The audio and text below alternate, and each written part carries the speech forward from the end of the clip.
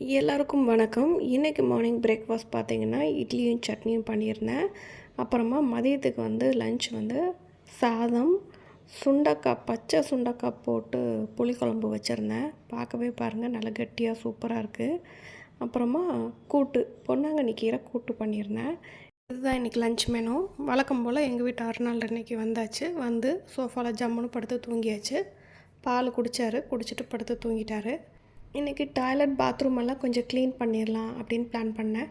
So அதனால் அந்த பாத்ரூமில் இருக்கிற அந்த உப்பு தண்ணி கரைக்கு நான் ஒரு டிஐஒய் லிக்விட் ஒன்று ரெடி பண்ணி நான் இன்றைக்கி தேய்ச்சி கழுவி எடுத்தாச்சுங்க. அப்படியே டாய்லெட்டையும் க்ளீன் பண்ணி வாஷ் பேஷனும் க்ளீன் பண்ணிட்டேன்.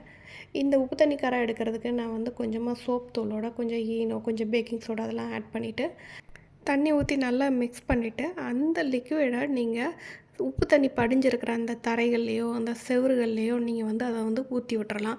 ஊற்றி விட்டுட்டு ஒரு 1/2 அன் ஹவர் வரைக்கும் நீங்கள் அதை சோக் பண்ண விடுங்க. நல்லா ஊறினதுக்கப்புறமா ஒரு மெட்டல் ஸ்க்ரப்பரை வச்சு நீங்கள் அப்படியே தேய்ச்சிங்க அப்படின்னாலே நல்லா கரை போகிறது உங்களுக்கு தெரியும்.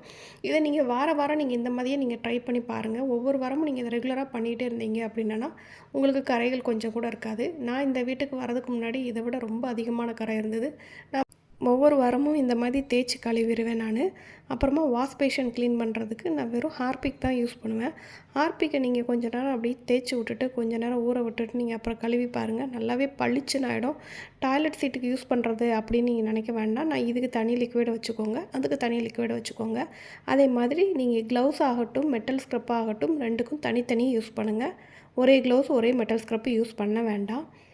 இந்த மாதிரி நீங்கள் கொஞ்சம் ஒரு 1/2 அன் ஹவர் கழித்து நீங்கள் இந்த மாதிரி ஸ்க்ரப் பண்ணி விட்டீங்க அப்படின்னாலே உங்களுக்கு தெரியுதா, அதில் இருக்க கரைகள்லாம் கொஞ்சம் வெளியேறது உங்களுக்கு தெரியுதா? இந்த மாதிரி நீங்கள் தேய்ச்சி விட்டிங்கன்னா எப்போ தேய்ச்சாலுமே உங்களுக்கு இந்த கரைகள் கொஞ்சம் கொஞ்சம் வெளியேறதை நீங்கள் கண் கூட பார்க்கலாம்.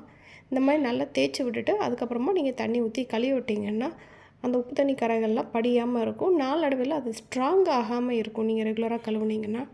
அதுக்கப்புறமா இப்போ நான் வாஷ் பேஷனை கழுவி விட்றேன். அதையுமே தேய்ச்சி கழுவி விட்டாச்சு. பாருங்கள் இந்த தண்ணியில் உங்களுக்கு தெரியுதா எவ்வளோ கரை போகுதுன்னு. இதை நம்ம ரெகுலராகவே ஃபாலோ பண்ணோம் அப்படின்னா டைல்ஸில் அந்த படிகிற உப்பு கரை படியாமல் நம்ம பாதுகாத்துக்கலாம். ஒரு நாளுக்கு ஏதாவது ஒரு வேலையும் செய்யுங்க. எல்லா நாளும் மொத்தமாக நீங்கள் செய்யணும்னு நினச்சிங்கன்னா முடியாது. அப்புறமா இந்த டாய்லெட்டையும் பாருங்கள் எவ்வளோ கரை இருக்குதுன்னு சொல்லிட்டு. இப்போ கழுவுனதுக்கப்புறம் பாருங்கள் எவ்வளோ நீட்டாக இருக்குதுன்னு. இதே மாதிரி வாஷ் பேஷனும் நல்லா தேய்ச்சி கழுவிடலாம். கழுவிட்டு ஒரு துணி வச்சு நான் நல்லா தொடச்சி எடுத்துருவேன். தொடச்சி எடுத்த உடனே பார்க்குறதுக்கே அவ்வளோ ஒரு பளிச்சுன்னு ஆகிடும். நான் ரெகுலராக என்ன செய்வேன் அப்படிங்கிறத தான் உங்ககிட்ட நான் ஷேர் பண்ணியிருக்கேன். இந்த வீடியோ உங்களுக்கு பிடிச்சிருக்குன்னு நினைக்கிறேன். பிடிச்சிருந்தால் மறக்காமல் லைக் பண்ணி ஷேர் பண்ணி கமெண்ட் பண்ணுங்கள். நம்ம சேனலை மறக்காமல் சப்ஸ்கிரைப் பண்ணுங்கள். தேங்க்ஸ் ஃபார் வாட்சிங்.